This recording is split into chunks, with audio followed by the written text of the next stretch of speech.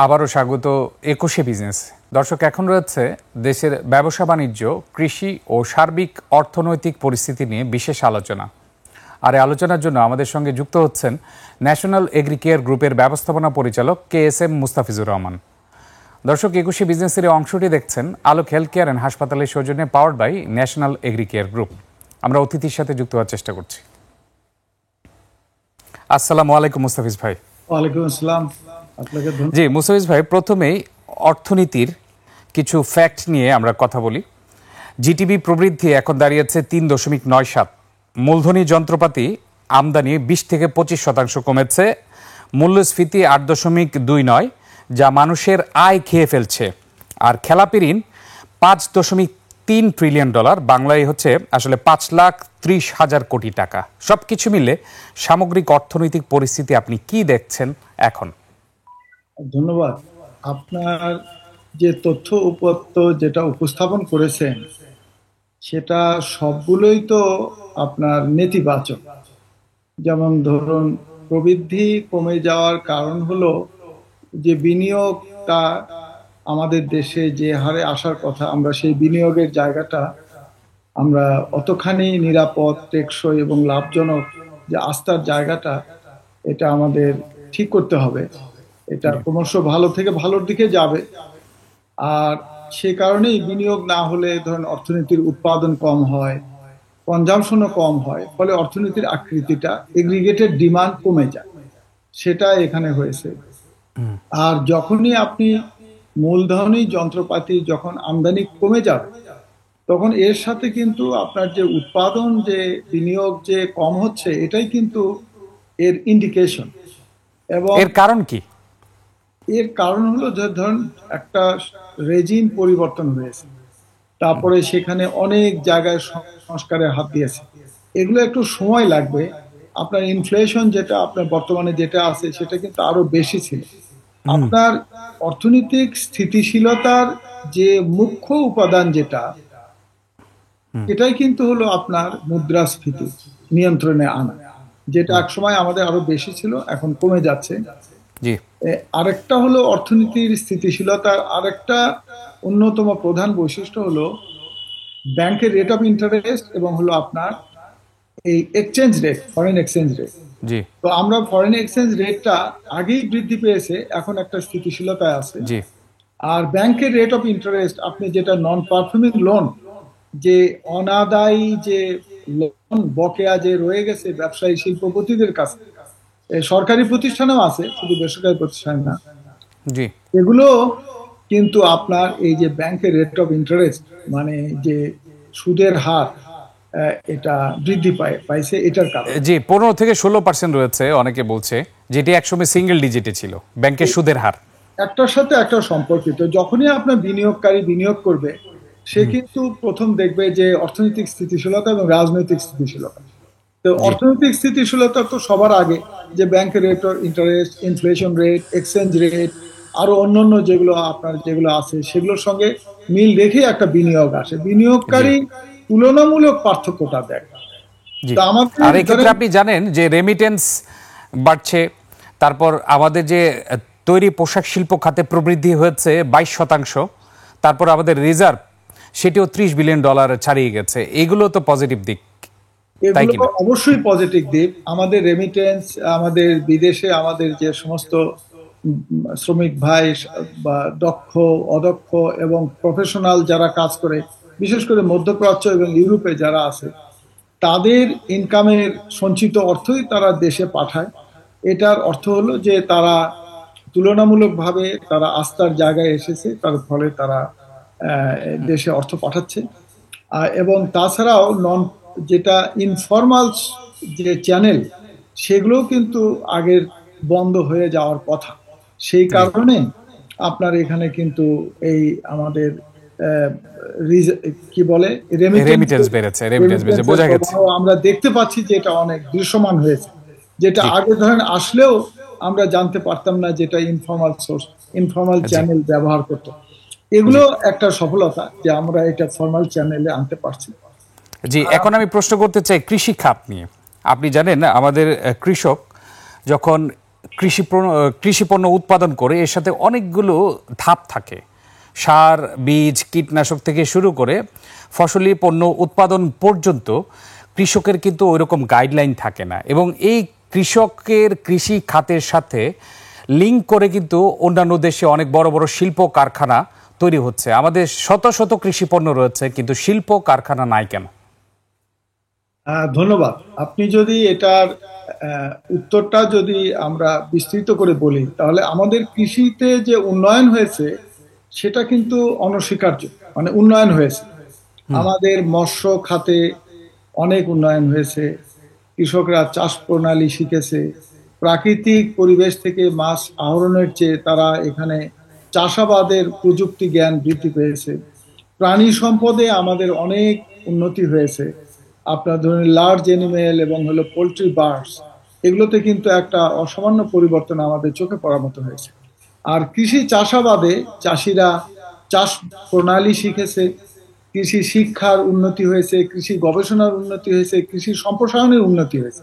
কিন্তু আপনি যে প্রশ্ন করেছেন যে আমাদের কৃষি পণ্যকে অবলম্বন করে আমাদের শিল্প কেন হয় না, এটা কৃষি পণ্য বলতে আপনার ধরুন এই মাছ চাষ, প্রাণী সম্পদ এবং কৃষি চাষাবাদ, এগুলোকে ঘিরে আমরা শিল্প করিতে পারিনি বলেই আমাদের দেশে কিন্তু সংখ্যাগরিষ্ঠ মানুষ যারা কৃষি পেশার সাথে এরা জড়িত। আমাদের দেশের জনসংখ্যার সর্বাধিক পরিমাণে কিন্তু সারা পৃথিবীর যদি গড় করেন, আমাদের দেশে কর্মক্ষম মানুষের সংখ্যা বেশি। প্রায় 12 কোটি মানুষের কাজ করার মতো তার সক্ষমতা আছে। এদের মধ্যে ধরুন কম বেশি যেটা লেবার মার্কেট সার্ভে করেছে, যেটা আপনার এই যে শ্রম মন্ত্রণালয়ের সর্বশেষ জরিপে আমাদের 44% শ্রম শক্তির মানুষ হলো কৃষি পেশার সাথে জড়িত। এটা একটা ইনফর্মাল সেক্টর। তার মানে প্রায় 5,06,00,000 মানুষ আপনার কোনো না কোনো ভাবে কৃষি শ্রমিক, কৃষি পেশা, কৃষি কাজ করে। এবং এই মানুষগুলোর কিন্তু আপনার ইনকাম জিডিপিতে এরা 12%-এরও নিচে আছে। তার মানে দেশের সংখ্যাগরিষ্ঠ যে গরিব মানুষ তারা সবাই হলো কৃষি শ্রমিক এবং কৃষির সাথে নানাভাবে ওষ্ঠপৃষ্টে জড়িত আছে, এবং তাদের বছরে 3-4 মাস কাজ থাকে, বাকি সময় কোনো কাজ থাকে না।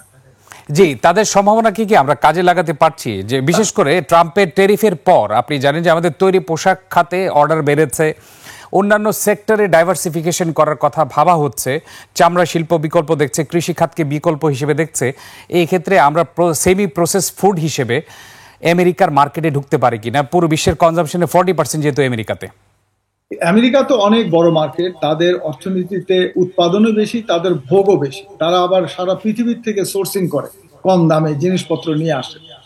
আমরা এই বাজারে আমাদের সরকারের একটা সফলতা আপনাকে বলতে হয়, সেটা হলো যে বাণিজ্য মন্ত্রণালয়ের একটা উদ্যোগ। আমাদের দেশ কিন্তু আপনার পার্শ্ববর্তী বড় দুটো দেশের চেয়ে যে ইউএস প্রশাসনের যে শুল্ক নীতি, যে কর ভার যেটা চাপিয়ে দিয়েছে, আমরা তুলনামূলকভাবে সুবিধাজনক জায়গায় আছি। এখন এই সুবিধাকে কাজে লাগিয়ে আমাদের কিন্তু পোশাক শিল্পে আপনি দেখবেন যে তুলনামূলকভাবে আমাদের দেশে অর্ডার কিন্তু বেশি আসছে।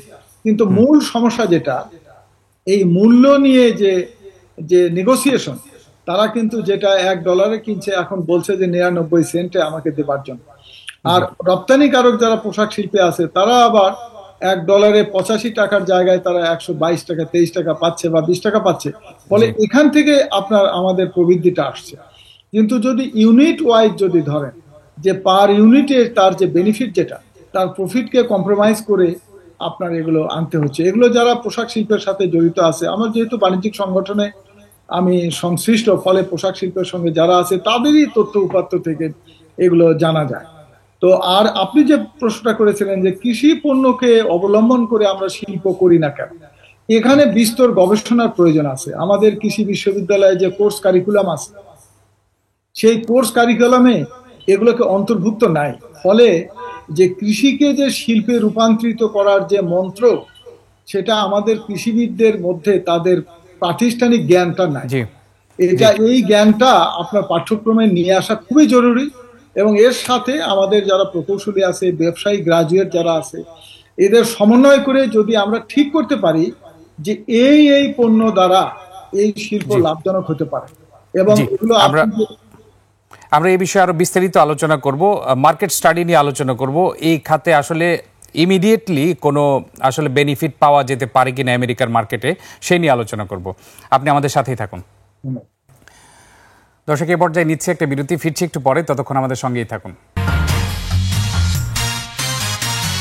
আবারও স্বাগত 21 বিজনেস। দর্শক, বিরতির আগে দেশের ব্যবসা বাণিজ্য, কৃষি ও সার্বিক অর্থনৈতিক পরিস্থিতি নিয়ে কথা বলছিলাম ন্যাশনাল এগ্রিকেয়ার গ্রুপের ব্যবস্থাপনা পরিচালক KSM মুস্তাফিজুর রহমানের সঙ্গে। প্রিয় দর্শক, 21 বিজনেসের এই অংশটি দেখছেন আলোক হেলথ কেয়ার অ্যান্ড হাসপাতালের সৌজন্যে, powered by National Agricare Group. আমরা আবারও ফিরছি আলোচনায়।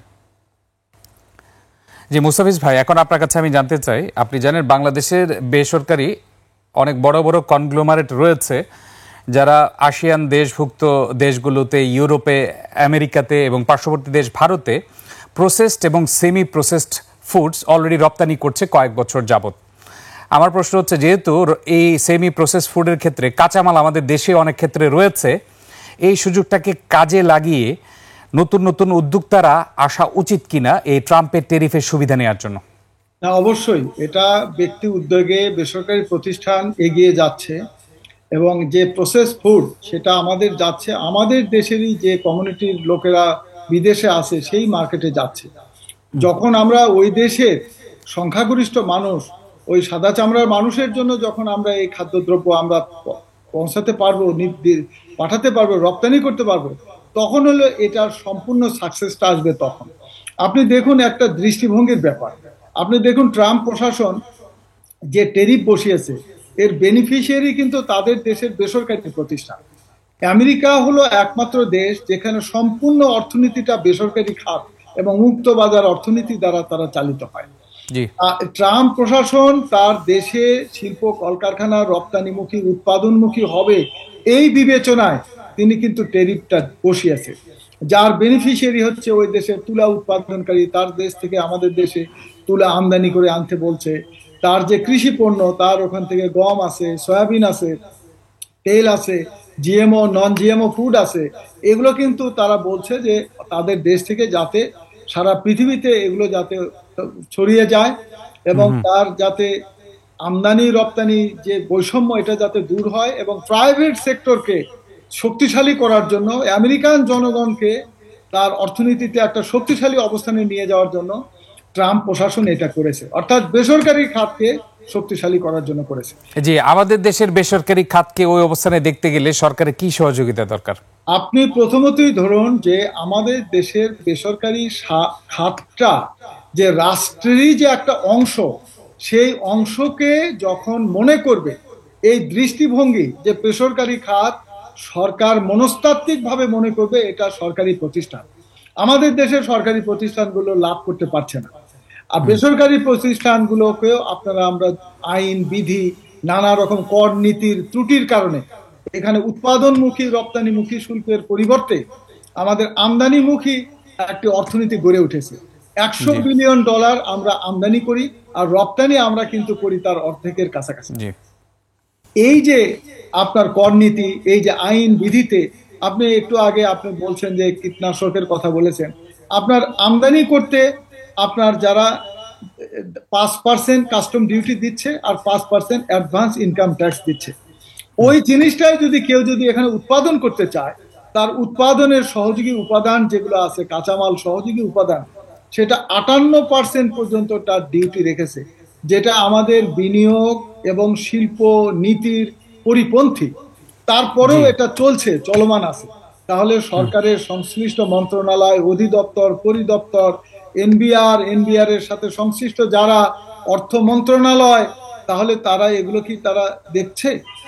আর এক্ষেত্রে আমি কি বলতে পারি না, সরকার নিজেই চাচ্ছে না যে এই বেসরকারি খাতে প্রবৃদ্ধি হোক? কারণ এই যে বৈষম্যমূলক নীতি, দেশে যদি কাঁচামাল উৎপাদিত হয় তাহলে বেশি আপনার শুল্ক দিতে হচ্ছে, তাহলে এই ক্ষেত্রে বৈষম্যমূলক নীতি হলো না? সরকারই চাচ্ছে না বেসরকারি খাতে প্রবৃদ্ধি হোক। এটা শুধু সরকারকে আমরা যদি দোষ দেই তাহলে এটা সম্পূর্ণ সঠিক হবে না।